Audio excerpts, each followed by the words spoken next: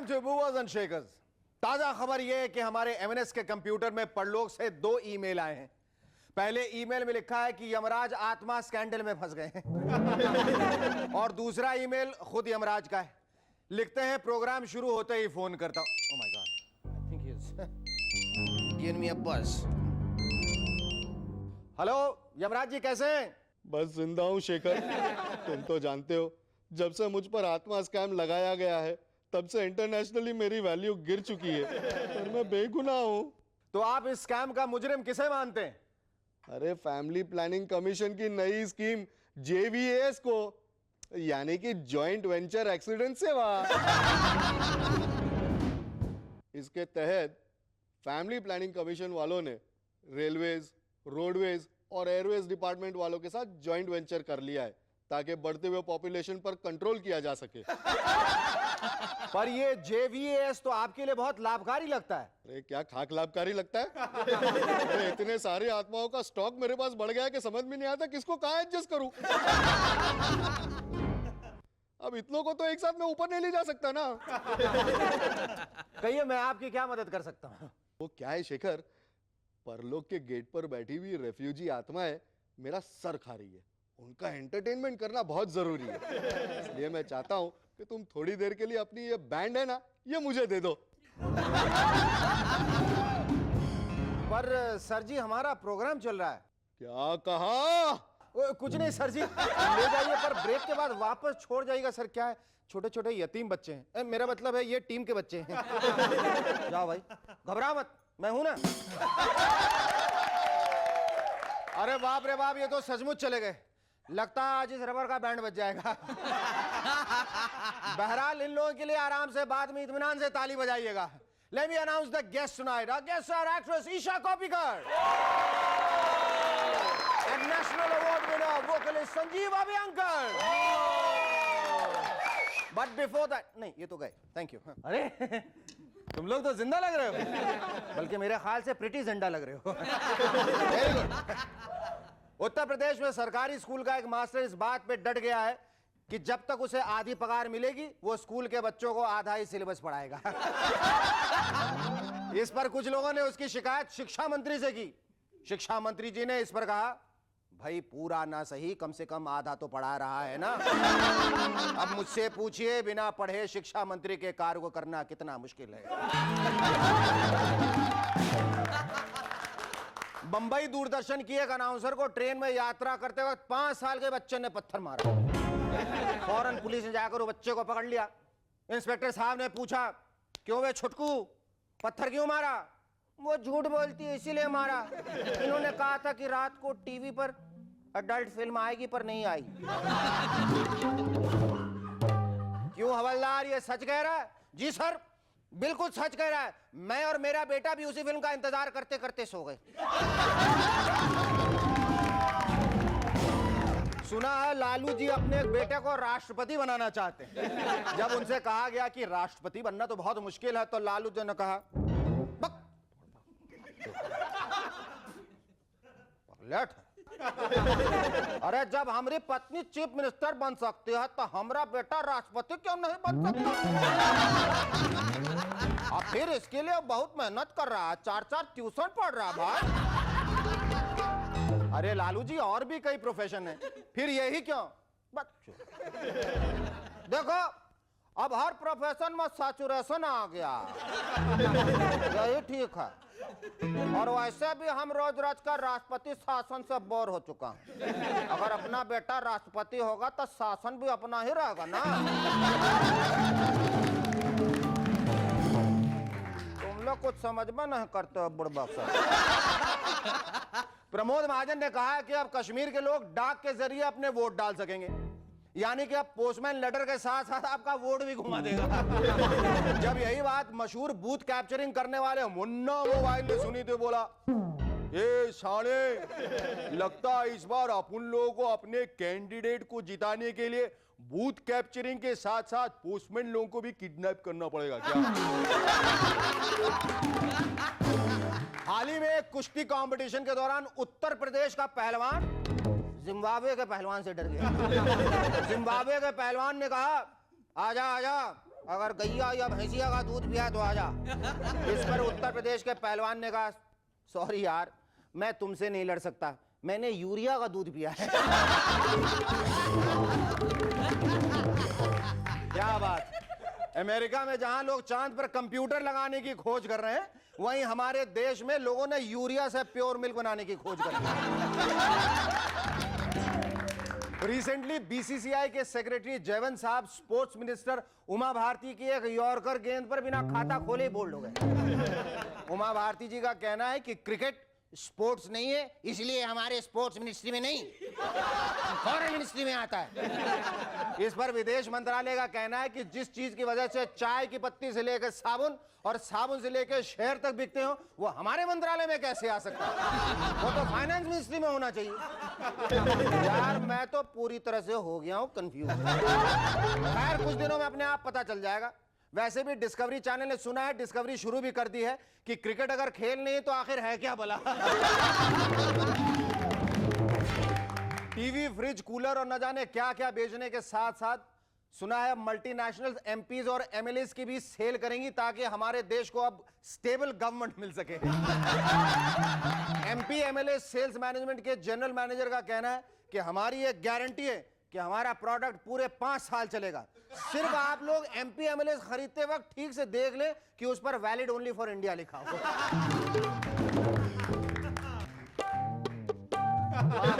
ने कहा है कि उन्होंने एमएफ हुसैन साहब की आंखों में पूरा पेरिस देखा है।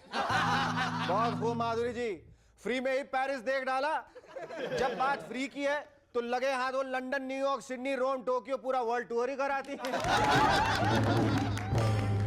एक जापानीज साइंटिस्ट ने इंसानों के विंग्स यानी कि पर लगाने पर रिसर्च करनी शुरू कर दी ताकि लोग उड़ सकें।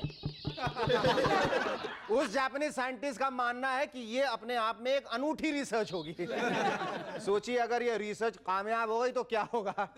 दूर आसमान से मिसेस मेहरा उड़ती हुई चली आ रही है, फ्लैप फ्लैप। बीच में मिसेस शर्मा मिल जाती है, फ्लैप फ्लैप। कहाँ जा रही थी मिसेस मेहरा? Flap flap. कहीं नहीं, बस यूं ही सिंगापुर जा रही थी, फ्लैप फ्लैप। और मिसेस शर्मा आप? Flap flap. बस ऐसे ही एयर वॉकिंग कर रही हूँ, फ्लैप फ्लैप। अरे वो देखो जहाज में कौन लटका है। अरे हो, ये तो मिसेस खान है। ये तो बेचारी लंदन गई थी, उड़ते उड़ते जरूर थक गई होगी, इसलिए जहाज पे लटक गई होगी। She seems to be in a real flap. नहीं, ये फ्लैप नहीं, ये तो फ्लॉप है। Our first guest on Movers and Shakers tonight is yet another demure dancer from the glamorous world of modeling and films. Ladies and gentlemen, please welcome Isha Kopikar.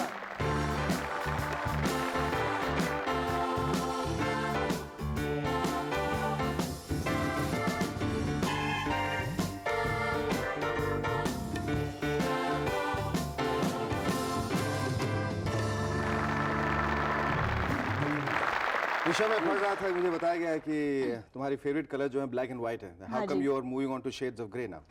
Because I don't believe that everything in life is black and white. You know, you have shades of grey. I believe you resented films. Then what prompted you to join films?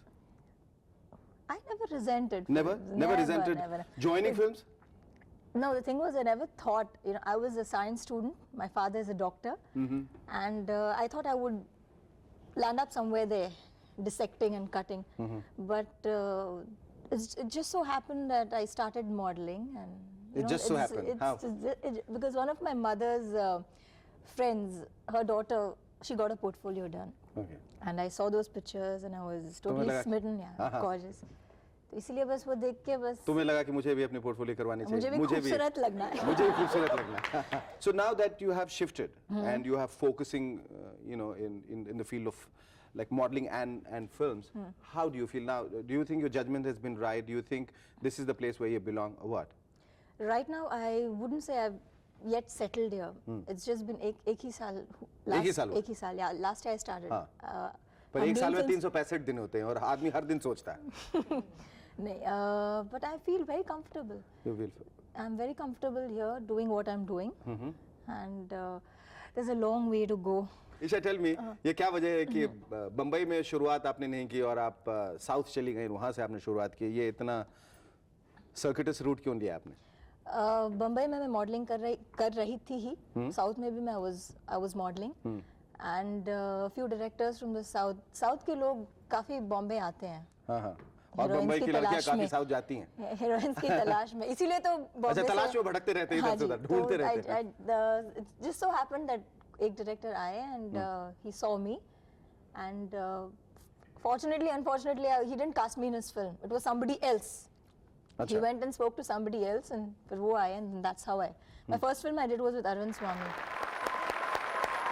so now how do you find yourself and how do you rate yourself as an actress now? कितनी फिल्में तुमने की हैं south में? I've done 5 movies down south. 5 movies. Yes. What are your other interests, Isha, besides I films and acting and you done a video as well. You yes, yes, done a yes, video. yes. Now tell us a little more about the video. A music video? Yes. I've done lots of music Lots, videos. lots. Yeah. But But- talk about one video which you really liked. There's one which I did sometime back with Ken Ghosh, and it was for Asha ji and Khayyam. Okay. You know, And what about it's the soothing ads? to the ears. And what about the ads which you have done? Would you still like to continue modeling? Of course, तुम्हारा modeling is favorite my ad कौन first सा love. था? My favorite ad is Camé, क्या में? yeah, which I had done around 2 years back. क्योंकि And बहुत now दिनों के it's बाद, क्योंकि बहुत दिनों के बाद नहाने का मौका मिला। Rexona. And one is Rexona. वो भी देखो तुम्हें नहाने का मौका बहुत मिल रहा है इसमें। these 2 ads are my favorite. So now you done like music video, you're doing South films, you're being offered Hindi films, you are a dog lover and you are a very romantic person, you listen to ghazal. What do you want to do in life now? What is one thing that you really want to focus on? What is that? Right now, it's just my career and my family. That's it. There are just 2 things that I can see. Here's wishing you all the best. It was lovely talking to you. Thanks. Our second guest on MNS tonight is an outstanding classical vocalist from the Mewati Gharana. Winner of the National Award 1999 for the best male playback singer for the film Godmother. Ladies and gentlemen, please welcome Sanjeev Abhyankar.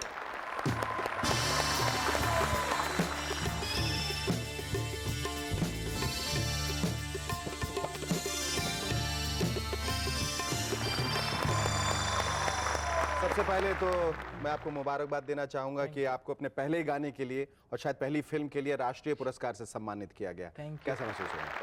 I'm feeling very happy क्योंकि इस field में मेरी शुरुआत ही है, पहला ही गाना था।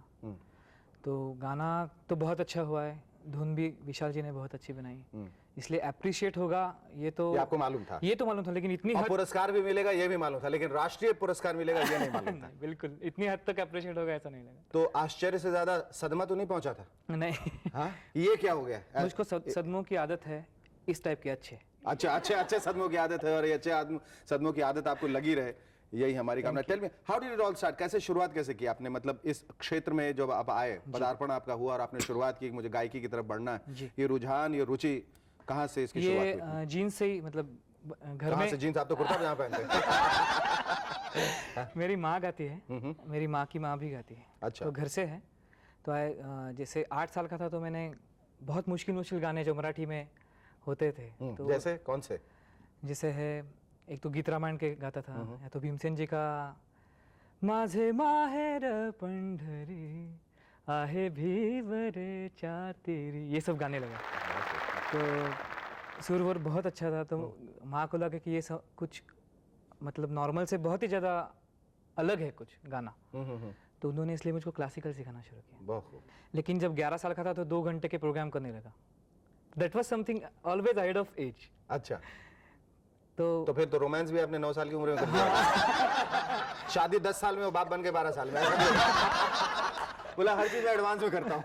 नहीं, सिर्फ गाने के। अच्छा, सिर्फ गाने। सिर्फ गाने। तो वो अच्छा वो बता दिया ना, बताया सभी। हाँ, Fortunately। हाँ, fortunately। तभी मालूम हुआ, तभी कुछ बन 18 साल की उम्र में दादा बने घूम रहे हैं।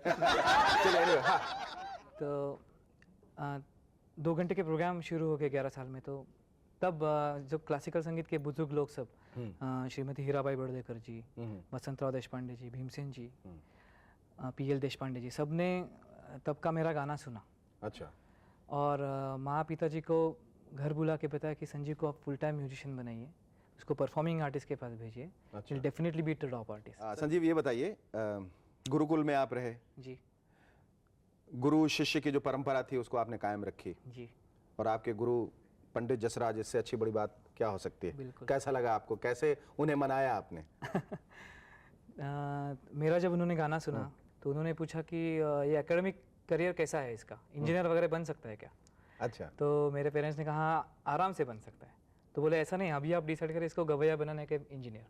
अच्छा अगर गवैया बनाना है तो मैं इसको साथ में ले जाऊंगा, मेरे साथ रहेगा, भले वो मतलब डिग्री ले ले लेकिन कॉलेज नहीं जा पाएगा। So I did my BCom, just exams दिया, I score 68% in last year. Oh very good. ये कॉमर्स आप अपनी गायकी में इस्तेमाल करेंगे बाद में, मुझे मालूम है।